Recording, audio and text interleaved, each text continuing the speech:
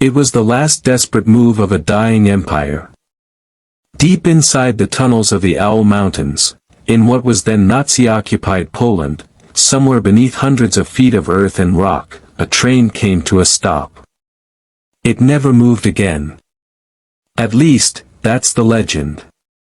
What we know for certain is this: in the final weeks of World War II, the Nazi regime was frantically trying to hide its looted wealth. Billions of dollars in gold, silver, priceless artwork, foreign currency, stolen from banks, museums, and the bodies of Holocaust victims, were being moved by rail across occupied Europe. And somewhere along that chain of movement, a train, possibly armored, possibly filled with gold, gems, and weapons, simply disappeared. No confirmed sighting. No wreckage. No treasure. Just rumors, deathbed confessions, faded maps, and one of history's most tantalizing unsolved mysteries. Today, we are going deep. Into the tunnels. Into the archives. Into the obsession that has driven treasure hunters, historians, and governments to spend decades, and millions of dollars, searching for a ghost train. This is the story of the Nazi gold train. To understand the train, you have to understand what the Nazis were doing with wealth on a massive scale. From the moment Adolf Hitler came to power in 1933, and especially after the war began in 1939, the Nazi regime created one of the most systematic looting operations in human history. They called it Aryanization, the forced transfer of Jewish-owned businesses, property, and assets into German hands. But that was just the beginning. As the Wehrmacht rolled across Europe, dedicated units followed behind, stripping banks of their gold reserves, emptying museums of masterpieces, seizing private collections, melting down jewelry and precious metals taken from concentration camp victims. The scale is almost incomprehensible. Historians estimate the Nazis stole the equivalent of hundreds of billions of dollars in today's money. Gold bars. The Nazis smelted the gold teeth and wedding rings of murder victims. They confiscated everything that Jewish families owned, furniture, silverware, jewelry, bank accounts, before those families were killed. They looted entire national economies.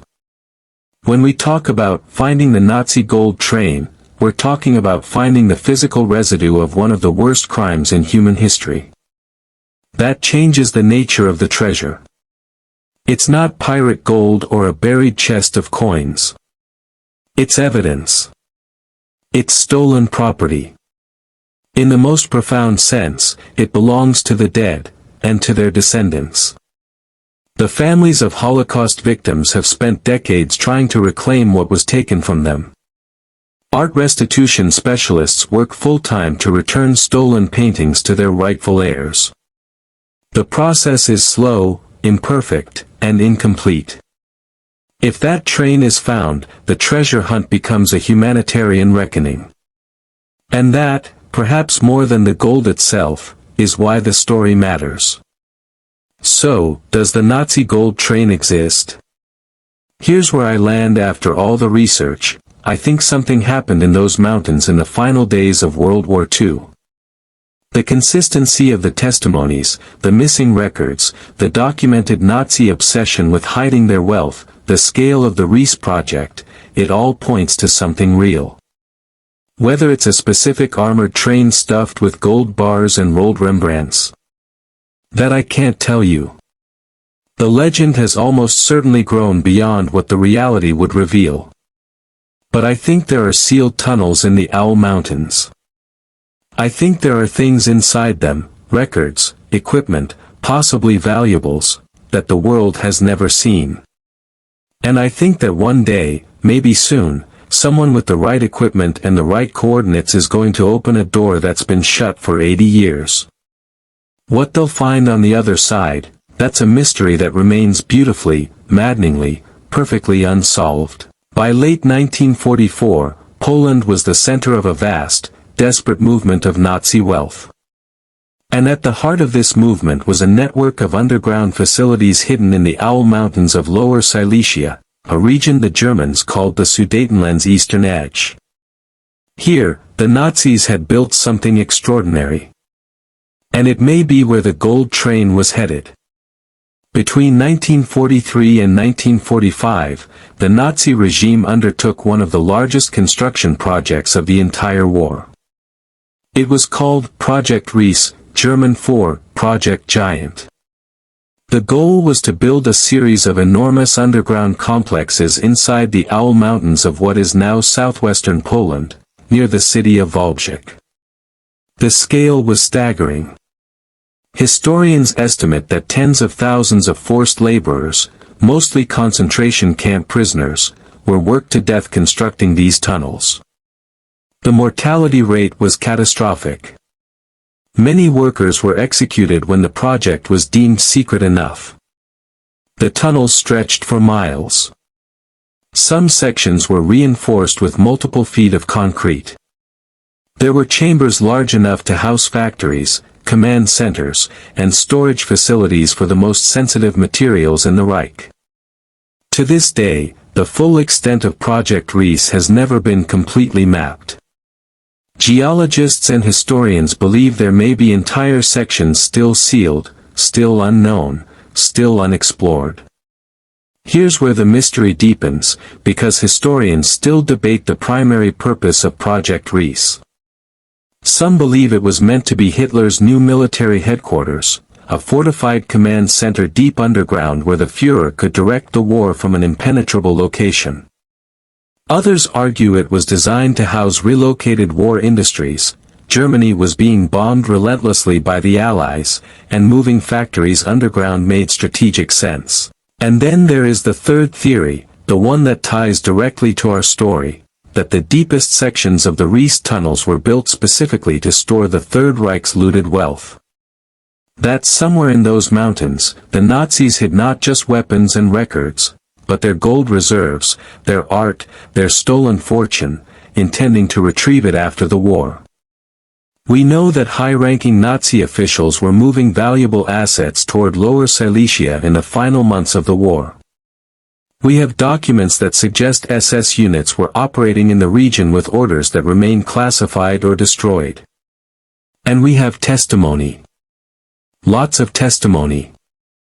In the years and decades after World War II, a series of extraordinary confessions began to emerge. Former SS officers, speaking on their deathbeds or in private to trusted intermediaries, described a train. A special train. One that left Wrocław, then called Breslau, in February or early March of 1945, as the Soviet Red Army closed in. The train, they said, was loaded with gold, jewels, artworks, and possibly weapons and sensitive documents. It was armored. It was guarded by SS troops. And it was headed into the Owl Mountains, specifically into a tunnel complex near the town of Wałbrzych, where it was to be hidden until Germany could reclaim it. The train entered a tunnel. The tunnel was sealed. And neither the train nor its cargo was ever officially seen again. These were not idle rumors. Multiple independent sources described similar details. Different men, different places, different times, all telling versions of the same story. The consistency was remarkable enough that Polish authorities, treasure hunters, and eventually the German government took it seriously. To understand why the Nazis were in such a desperate rush to hide their wealth, we need to understand the military situation in early 1945. The Soviet Red Army had spent years grinding westward, paying an almost incomprehensible price in blood. By January 1945, they launched the Vistula-Oder offensive, one of the largest military operations in history. In just a few weeks, they tore through Nazi defenses and advanced over 300 miles. Warsaw fell on January 17. By February, Soviet troops were closing in on Breslau, now Wrocław, a major German city and rail hub in Lower Silesia. Breslau was declared a fortress city by Hitler, meaning it was to be defended to the last man. Most civilians had already fled in chaotic conditions of ice and snow. For Nazi officials responsible for moving valuable assets, the window was closing fast. We have documented evidence, from German records recovered after the war, that the Reichsbank undertook emergency operations to move gold and valuables out of Berlin and other vulnerable locations starting in late 1944. Some of this wealth went to the famous salt mines of Merkers, discovered by American troops in April 1945. General Patton famously descended into those tunnels and found room after room filled with gold bars, bags of currency, and crates of artwork. But Merkers wasn't the only destination. There were multiple dispersal points across occupied Europe. And Lower Silesia, with its vast network of secret tunnels, was considered one of the most secure options. Here is what we know happened. In January and February of 1945, multiple trains left Breslau carrying cargo under heavy SS guard. The paperwork for these transports was either destroyed or has never been found. The manifests, the lists of what was actually on board, are missing. That absence of records is itself revealing. The Nazis documented everything. When the documentation disappears, it usually means someone deliberately destroyed it. And the most likely reason to destroy transportation records is because the cargo was never meant to be found. Among these documented trains, researchers believe they have identified a specific departure, sometime in late January or early February 1945, that matches the descriptions in the deathbed testimonies. The train is described as armored, approximately 150 meters long, with between 8 and 30 wagons depending on the account. It was hauled by a steam locomotive, possibly a German Boré 52 war locomotive, the so-called Kriegslokomotive, that was designed for heavy loads. It departed from what is now Wrocław heading southwest into the Owl Mountains, toward Wałbrzych. And somewhere in those mountains, it vanished. After World War II, the region that had been German Lower Silesia was transferred to Poland. The German population was expelled. Polish settlers moved in. And the entire area entered the Soviet sphere of influence under communist rule. During the Cold War, searching for Nazi gold in communist Poland was essentially impossible. The Polish and Soviet governments weren't interested in independent treasure hunts, and the Western treasure hunters and historians who had heard the legends had no access. But the stories never went away. Local Poles who had settled in Wałbrzych and the surrounding area heard the legends from the last remaining Germans before they were expelled. They heard about sealed tunnels.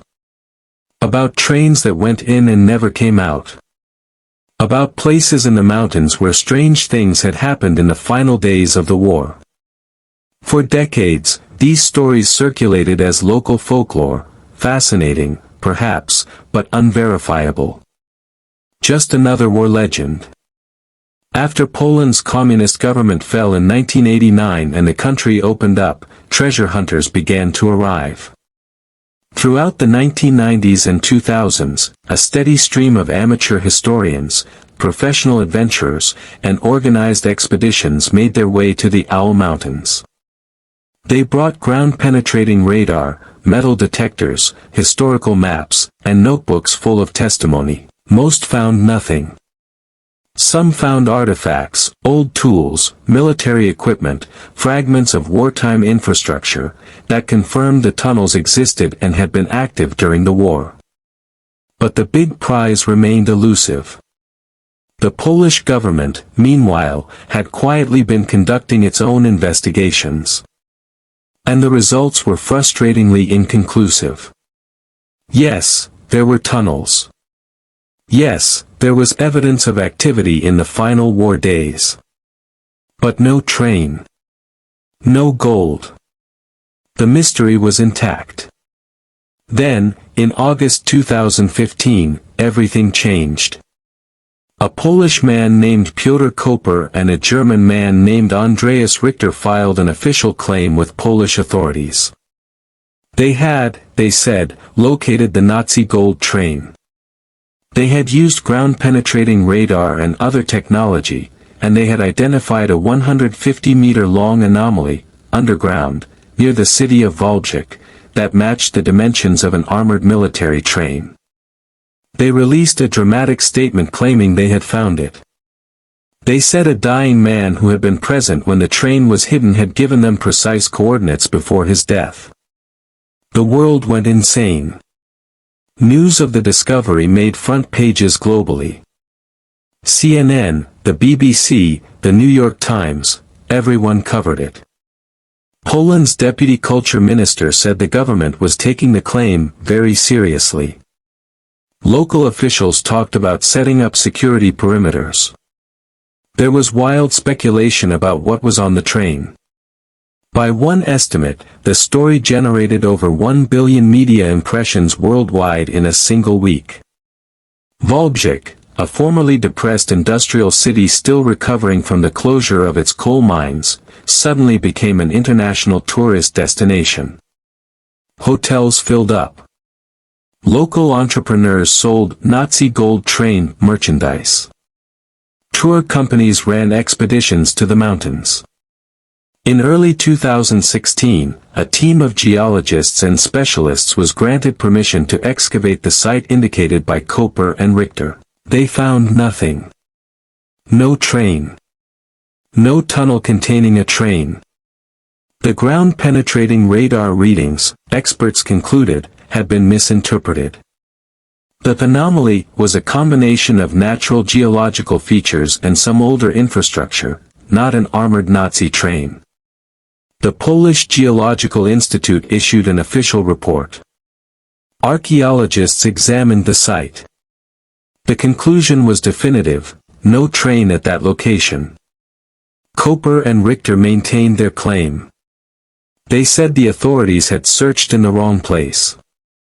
They maintained they had found something significant. But the initial frenzy died down.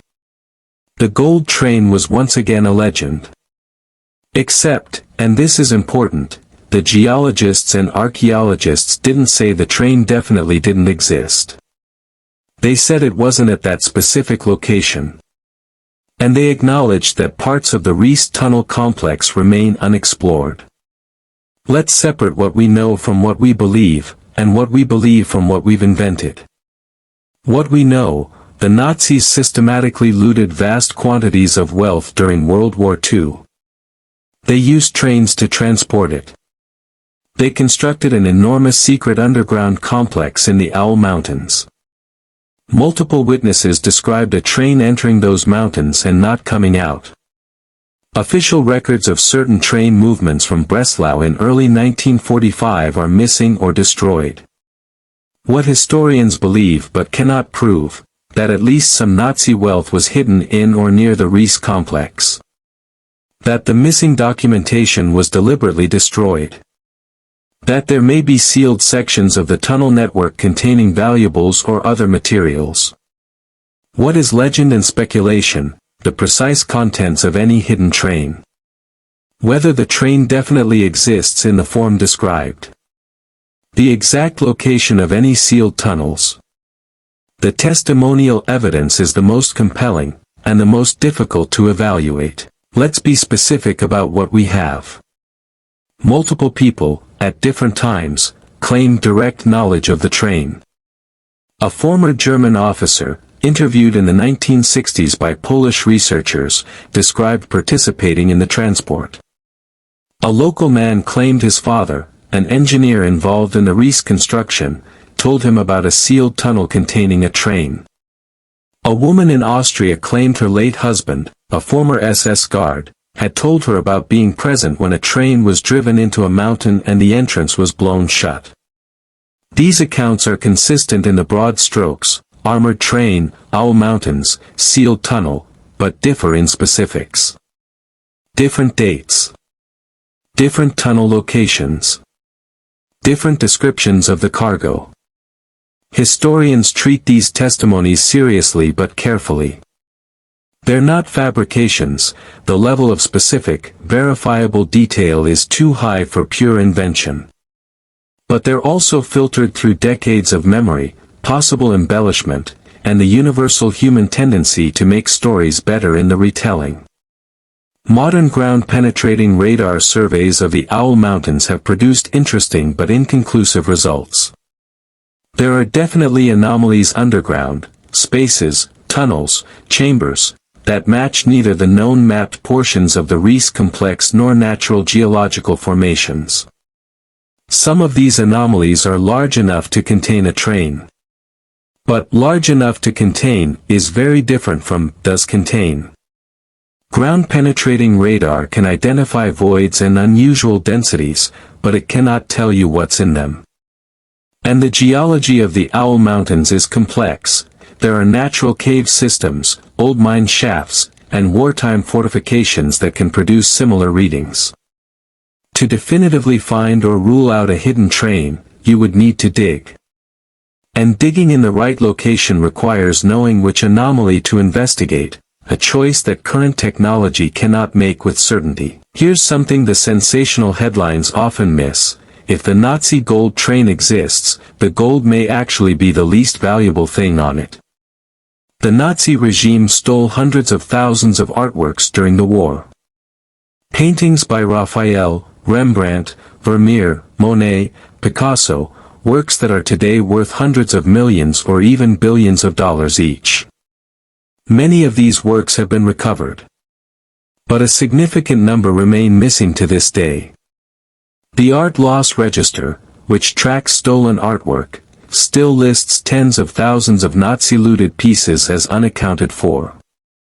Among treasure hunters and historians, the most tantalizing possibility is that some of these works, rolled canvases, crated sculptures, packed manuscripts, were placed on the same trains that carried gold and currency in those final desperate weeks. No discussion of Nazi looting is complete without mentioning the most famous missing treasure of all, the Amber Room. Originally constructed in Prussia in the early 18th century and gifted to Russian Tsar Peter the Great, the Amber Room was installed in the Catherine Palace near St. Petersburg. It was considered one of the wonders of the world, an entire room paneled in intricately carved amber, backed with gold leaf and mirrors, studded with gems. When Germany invaded the Soviet Union, Nazi troops dismantled the Amber Room and shipped it to Königsberg Castle in what is now Kaliningrad. It was displayed there until 1944, when Allied bombing threatened the city.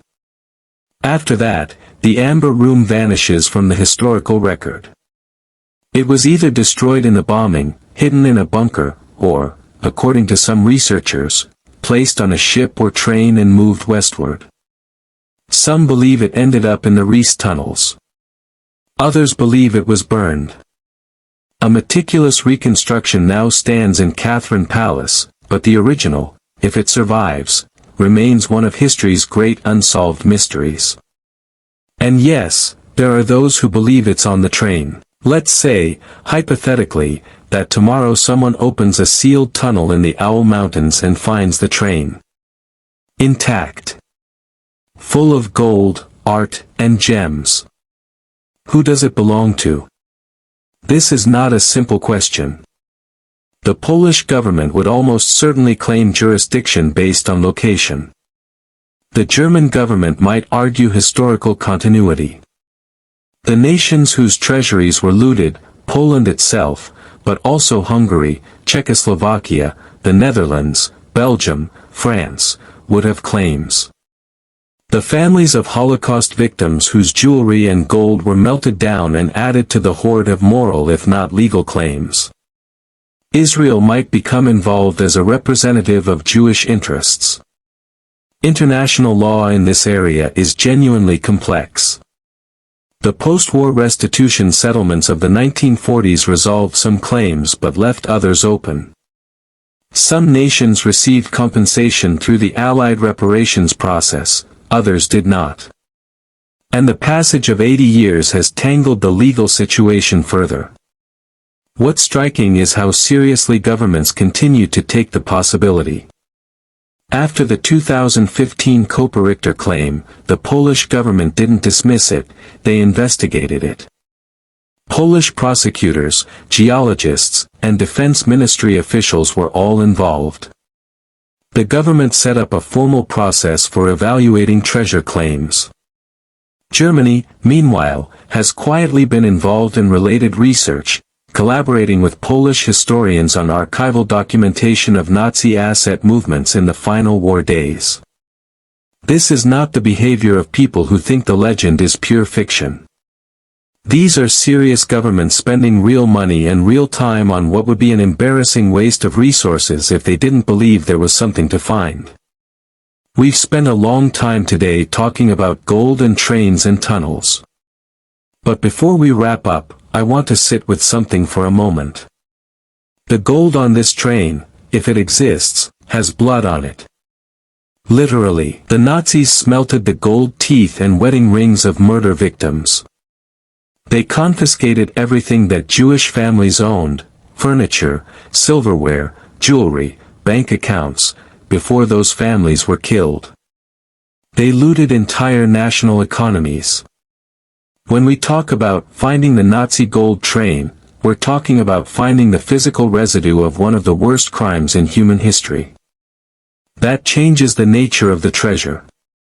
It's not pirate gold or a buried chest of coins. It's evidence. It's stolen property.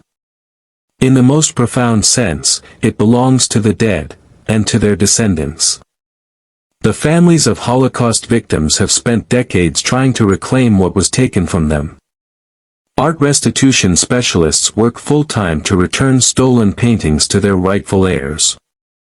The process is slow, imperfect, and incomplete. If that train is found, the treasure hunt becomes a humanitarian reckoning. And that, perhaps more than the gold itself, is why the story matters. So, does the Nazi gold train exist? Here's where I land after all the research. I think something happened in those mountains in the final days of World War II. The consistency of the testimonies, the missing records, the documented Nazi obsession with hiding their wealth, the scale of the Reese project, it all points to something real. Whether it's a specific armored train stuffed with gold bars and rolled Rembrandts, that I can't tell you. The legend has almost certainly grown beyond what the reality would reveal. But I think there are sealed tunnels in the Owl Mountains. I think there are things inside them, records, equipment, possibly valuables, that the world has never seen. And I think that one day, maybe soon, someone with the right equipment and the right coordinates is going to open a door that's been shut for 80 years. What they'll find on the other side, that's a mystery that remains beautifully, maddeningly, perfectly unsolved. I'm obsessed with this story and I want to know what you think.